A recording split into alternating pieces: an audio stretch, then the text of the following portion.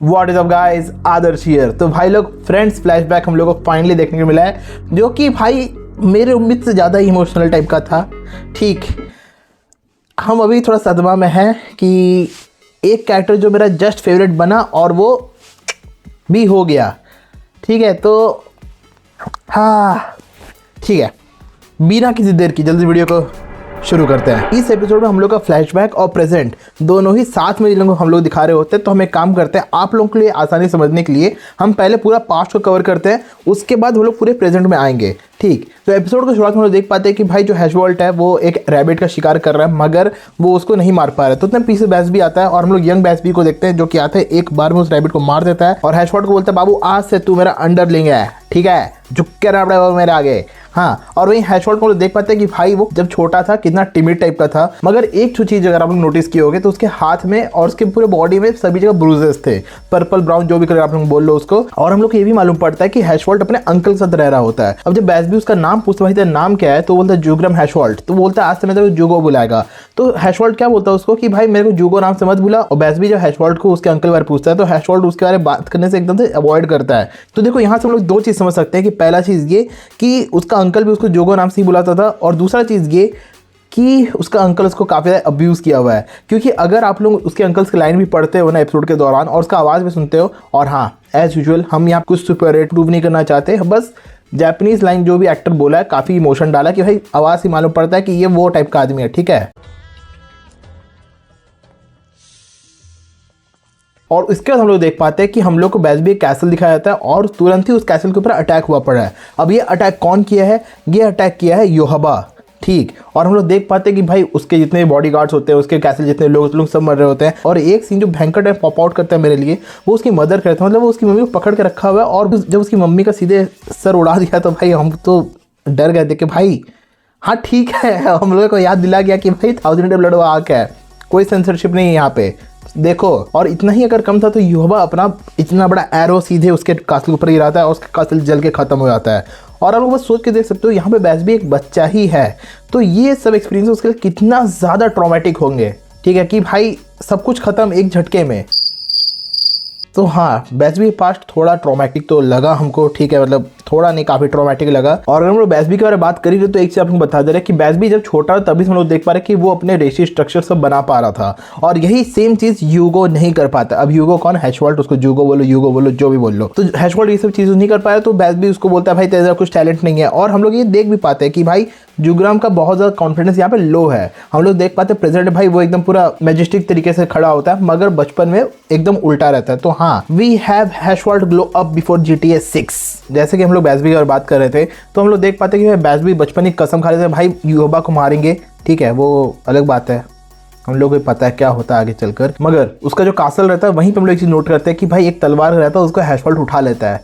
ठीक, और वो ही सेम तलवार हम लोग प्रेजेंट के हैशवॉल्ट को देखते हैं। तो हाँ, कुछ भी बोल लो, हैशवॉल्ट थोड़ा रेस्पेक्ट तो करता ही था बैसबी का। ठीक है, एज अ फ्रेंड उसको फ्रेंड को कहीं ना कहीं मानता था, भले वो उसको खुद भी नहीं समझ पा रहा होगा। और दूसरे हम लोग देख पाते हैं कि भाई बैसबी जितने उसके कासल जो ट्रेजर्स होते हैं उनसे को लेके और फिर उन्हीं ट्रेजर्स का इस्तेमाल करते हुए हैशवॉल्ट और बैसबी काफी सालों तक खुद को सर्वाइव कर रहे होते हैं। और जब हम लोग योहबा का एक बार मेंशन कर चुके तो एक बार योहबा के बारे में बात कर लेते हैं। योहबा का हम लोग एक चीज देखते हैं कि उसके ऑलरेडी 3 आयरिसेस हैं। अब देखो योहबा कौन सा माल फूकता हमको नहीं पता, अगर आप लोगों को पता हो तो बता नीचे कमेंट्स में।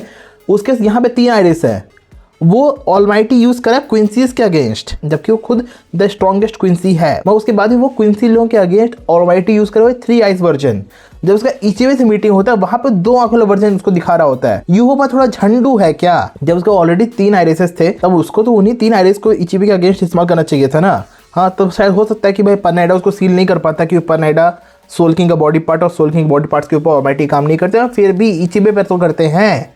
मगर ठीक है भाई, कोई बात नहीं। और हम लोग ये भी मालूम पड़ता है कि भाई बैसबी का जो कासल जला रहता है उसके बाद ही योहबा स्टर्निटिस का फॉर्मेशन करने की कोशिश कर रहा होता है, और उसके बाद ही वो लोग सोल साइटी में अटैक करने के लिए गए होते हैं, जहाँ पर योहबा बिना ऑलमाइटी के गया रहता है, क्योंकि उसको ऑलमाइटी इचिबे सील कर दिया है। और उसके बाद वहाँ पर योहबा को यामामोटो हराया रहता है, जिसके बाद वो 1000 ईयर स्लीप में चले आता है। तो हाँ, हम लोग को ब्लीच के टाइमलाइन के कुछ कुछ पोर्शन दिखाए जा रहे हैं। तो क्या आप लोग अल्टीमेट ब्लीच टाइमलाइन वीडियो देखना चाहते हो, जहाँ पे ब्लीच के हर एक इवेंट को वो लोग एक टाइमलाइन कैसे टेक प्लेस करते हैं उसके बाद किया जाए? नीचे कमेंट्स बताओ, ठीक है? हमको लगता है मजा आएगा और वो वीडियो काफी लंबा भी होगा। अगर हम लोग वापस से बैसबी और हैशवर्ल्ड के ऊपर आ जाए तो हम लोग देख पाते हैं कि ये दोनों अब थोड़े बड़े हो चुके हैं और ये लोग दोनों नॉन स्टॉप ट्रेनिंग कर ही रहे थे। तो यहीं पे वो लोग देख पाते हैं कि भाई एक विलेज में युवा के कुछ आदमी आए हुए, वो लोग बोलते हैं भाई हम लोग स्टर्न रेटर्स का फॉर्मेशन कर रहे हैं। तो बैसबी वहां पर अपना फुल ऑन कॉन्फिडेंस में आता है, युवा के कमांडर को चमकाता है, ठीक है? वो कमांडर रहता है, लेफ्टिनेंट जो भी रहता है, वॉट एवर, वो उसको चमकाता है, वो बोलता है आजा लड़ते हैं। मगर उतने में युवा एंट्री मारता है और हाँ, हम लोग बहुत जमाने के बाद स्पिरिचुअल प्रेशर को फ्लेक्स करते हुए किसी को देख रहे हैं,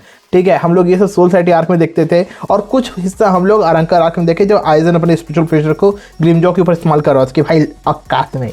तो हाँ, हम लोग ये चीज़ देख पाते युवा कर रहा है। मगर एक चीज़ आप लोग अगर नोट करो तो बैसबी उससे भली बच्चा था, वो फिर भी कोशिश करके खड़ा हो पा रहा था। तो हाँ, विच सिंपली मीन्स कि बैसबी कमजोर कोई सी कहीं से भी नहीं था। He was quite powerful. हाँ, अमॉन्ग द स्ट्रॉन्गेस्ट नहीं था, मगर हाँ, he was among the stronger ones. तो युवा वहां पे आता है, वो बोलता है कि भाई हैशवॉल्ट, तू आज से मेरा राइट हैंड मैन, ठीक है? तू मेरा अदर हाफ है। तो बैसबी इन सभी चीज़ों को लेकर कंफ्यूज है कि भाई ऐसा क्यों, उसके तो कोई टैलेंट ही नहीं है, सबसे टैलेंटेड तो मैं हूँ। तो युवा उसको सिंपली ये बताता है कि बाबू देख, हैशवॉल्ट जैसा क्वींसी हर 200 साल में पैदा होता है, जो रेशी कलेक्ट नहीं करके अपने पावर दूसरे क्वींसी के साथ शेयर कर पाता है, उसी की तरह। बस चीज इतना है ना, बैसबी जो इतना टैलेंटेड है उसके पीछे हैशवॉल्ट ही था, जिस कारण से बैसबी इतना पावरफुल था। तो उसको लेकर युवा उसका बेइज्जती करते हो, क्या लगा तू खुद इतना टैलेंटेड है? नहीं, हैशवॉल्ट के कारण ही है। तो यहाँ पे हम लोग देख पाते हैं बैसबी का पूरा कॉन्फिडेंस शैटर हो जाता है कि आज तक वो हैशवॉल्ट के कारण ताकतवर था। और सिर्फ इतना ही नहीं, जब बैसबी युवा के ऊपर अटैक भी करता है, हैशवॉल्ट उसके एरो को रोक भी देता है। तो हाँ, बैसबी must have felt extreme betrayal. ये एपिसोड बहुत ज़्यादा इमोशंस के साथ खेलता है, ठीक है? क्योंकि यहाँ पे बैसबी का गलती है, खुद को हमेशा सुपीरियरिटी कॉम्प्लेक्स में रखता है, हैशवॉल्ट खुद को इन्फीरियरिटी कॉम्प्लेक्स में रखता है। और यहाँ पर चीज़ ये है कि जब युवा इसको सिलेक्ट करता है तो बैसबी इंस्टेड ऑफ बीइंग हैप्पी कि उसका फ्रेंड सिलेक्ट हुआ है, वो और जब करीब पहुँच चुका है, उसको बस पहुँचना वहाँ तक, वो दुखी होता है कि भाई मैं क्यों नहीं, ठीक है? तो उस कारण से हैशवॉल्ट उसको काइंड ऑफ बिट्रे कर देता है कि नहीं, मैं भाई युवा के साथ है। और फिर हम लोग एक टाइम जंप देखते हैं जहां पर हम लोग को ये मालूम पड़ता है कि हैशवॉल्ट कमांडर बन चुका है स्टर्न रेटर्स का, और बैसबी आफ्टर 3 इयर्स स्टर्न रेटर्स को ज्वाइन कर भी ले रहा था। मगर जब वो ज्वाइन कर लेता है तो वो रेगुलरली हैशवॉल्ट को चैलेंज कर रहा था फाइट के लिए, उसको टॉन्ट भी करता है। मतलब सिंपल चीज़ ये है ना कि बैसबी को प्रूव करना था खुद को कि भाई वो हैशवॉल्ट को हरा सकता है। वो अलग बात है, हम लोग देख चुके एपिसोड के एंड में क्या होता है, मगर हम लोग वहां तक आएंगे ही। तो जिस आदमी को बैसबी कुछ साल पहले चमकाया रहता है कि बाबू चला जा लड़ते हैं, ठीक है, तब वो आदमी हैशवॉल्ट को बोलता है भाई लगता है ये आदमी तुझको रिस्पेक्ट नहीं करता है, मैं इसे सबक सिखाता हूँ। हैशवॉल्ट को सीधा याद दिलाता है कि अगर स्टर्न रेटर्स के बीच कोई भी लड़ाई करता है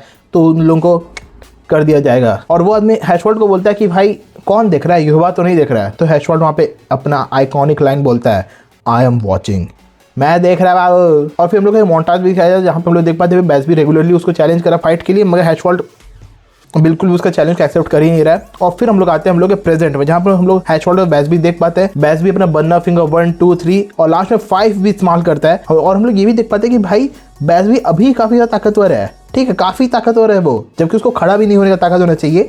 मतलब ऑशवॉलन का इस्तेमाल करके युवा उसके अंदर सारे पावर सैप कर लिया, तो उसके बाद भी अगर वो ये सब कर पा रहा है तो हाँ, बैसबी वॉज फ्रिकिंग स्ट्रॉन्ग। तो अगर बैसबी शिकाई हित्सुगाया को इतना ज़्यादा बुली किया था तो there is a good chance कि वो बांकाई हित्सुगाया को भी हरा सकता था। मैच्योर्ड बांकाई हित्सुगाया तो अलग कैटेगरी का हो गया, मगर हाँ, जिस बांकाई तोशिरो को हम लोग देख पाते हैं उसको तो बैसबी हरा देता, इसमें अब हमको तो कोई डाउट नहीं है। आप लोगों को क्या लगता है नीचे कमेंट बताना। और इन लोगों की लड़ाई जब कंटिन्यू हो रहा होता है तो हैशवॉल्ट बैसबी का राइट हैंड भी उड़ा देता है, और हम लोग काफ़ी यहाँ ब्लड देखे होते हैं, अच्छा खासा हम लोग यहाँ ब्लड बात देखे होते हैं।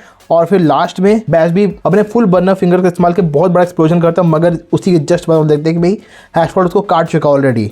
और बैसबी वही खून में होते होते वो हैशवॉल्ट के पास जाता है, उसको बोलता है कि भाई मेरे को लगा था मैं शायद तेरे जब हारूंगा तो मुझे बहुत बुरा लगे, मगर मुझे उतना बुरा नहीं लग रहा है। और इस पूरे लड़ाई के दौरान हम लोग एक बार भी हैशवॉल्ट का आंखों की तरफ नहीं दिखाया जाता है। तो हाँ, इतना आगे रखो, हैशवॉल्ट भी दुखी था कि बैसबी ये सब कर रहा है और बैसबी मरने वाला है, क्योंकि यहाँ पे हैशवॉल्ट को भी शायद उतना खास नहीं पता हो, भले खुद को हर में यूहोबा कर रहा होगा, मगर उसके मन में एक कोने में तो भाई बैसबी उसका आज भी दोस्त था, जिसको जब वो मार रहा था वो उस चीज़ को फील कर पाता कि भाई वो बहुत ज़्यादा गलत कर रहा है। और हम लोग यहाँ पर बैसबी का एंड भी देखते हैं, बैसबी मर जाता है। तो हाँ, ये एपिसोड हमको भाई बैसबी फैन बना दिया है, बैसबी मेरा फेवरेट क्विंसी बन गया है, सिंपल सा। आप लोग बताओ आप लोगों को बैसबी कैसा लगता है? ठीक, मतलब भाई मानना पड़ेगा, लोग एक ही एपिसोड में किसी एक रैंडम क्विंसी को उठा के इतना स्टोरी दे दी कि भाई अब वो मेरा फेवरेट बन चुका है। तो मेरे पास कोई शब्द नहीं, अल्फाज नहीं, मुझे माफ़ करें, मुझे छुट्टी दे दें। नहीं, छुट्टी नहीं होने वाला, क्योंकि हम एक इंपॉर्टेंट चीज़ को अभी तक आप लोग बोले नहीं है कि इन लोगों ने लड़ाई का शुरुआत में ही भी बोला होता है कि भाई मैं तेरे को यही मार दूंगा, जिससे होगा क्या कि यहोवा अपने सारे पावर्स को लूज़ कर देगा। अब इसका मतलब क्या है, इतना जान के रखो, जब भी रात होता है, ठीक है, तो यहोवा के जितने पावर्स होते हैं, मतलब मेन उसका जो ऑलमाइटी है, वो हैशवर्ड के पास चले जाता है और यहोवा के पास द बैलेंस चल जाता है और वो उसी को लेकर सो रहा होता है। तो हाँ, रात में ऑलमाइटी हैशवर्ड के पास ही हो रहा होता है, मगर हाँ, हैशवर्ड बिना ऑलमाइटी के इस्तेमाल किए प्योर रॉ स्ट्रेंथ से बेसबी को हराया होता है। तो हाँ, हैशवॉल्ट वाज क्वाइट पावरफुल, मगर फिर भी आज के एपिसोड आराम से 10 on 10 है। हम लोग का ये पूरा एपिसोड किसी मेन कैरेक्टर पर फीचर नहीं किया हुआ है। हम लोग पहली बार हैशवॉल्ट को इतना शोकेस में देख रहे हैं, बेसबी को भी इतना शोकेस में देख रहे हैं, और ये एपिसोड उसके बावजूद भी हम लोग को पूरे एपिसोड हुक करके रखे रहता है। तो हाँ, मेरे लिए आराम से 10 on 10 है, हमको तो मज़ा आ गया। तो गाइज, इस एपिसोड को लेके आप लोग क्या थॉट्स हमको नीचे कमेंट्स में बताना, क्योंकि देखो हमको तो एपिसोड बहुत मज़ा आ गया है। और अगर आप लोग इस वीडियो को देख के मज़ा, वीडियो को लाइक मारो, और अगर वीडियो को अभी तक पूरा देखते हुए आए हो और सब्सक्राइब नहीं करो, प्लीज़ सब्सक्राइब कर लो, क्योंकि इसको पूरा देखो बाकी वीडियोस भी देखोगे, ठीक है, सब में मज़ा आने वाला है। तो हाँ, सब्सक्राइब कर लो, बेल आइकन दबा देना। आप लोग चाहो तो हमको इंस्टाग्राम फॉलो कर, तो उसका लिंक आप लोग मिल जाएगा नीचे डिस्क्रिप्शन में। और आप लोग मेरे स्ट्रीम्स को ज्वाइन करना चाहते हो तो मेरा एक गेमिंग चैनल भी है, उसका लिंक आप लोग को मिल जाएगा नीचे डिस्क्रिप्शन में। और हम लोग मिलते हैं अपने अगले वीडियो में, तब तक आप लोग सबको thank you so much for watching, take care, good bye.